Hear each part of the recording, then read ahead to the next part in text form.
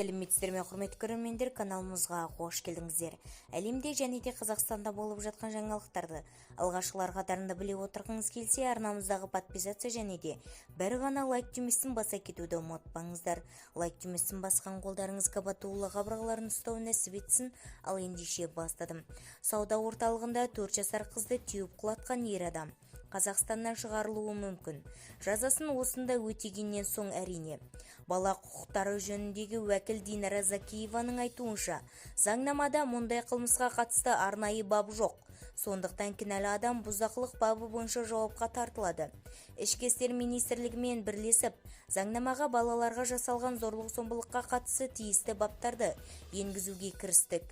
Заңнамаға ұсыныстар пакетін парламентке осы күзде беруді жоспарлап отырмыз, деп жазады Закиева. Алматы маңындағы сауда орталықтарының бірінде 4 жасар бүлдіршінді Түркия азаматы теуіп құлатқан болатын. Бізді тамашалауды жалғастырыңыздар және де сау саламатта болыңыздар.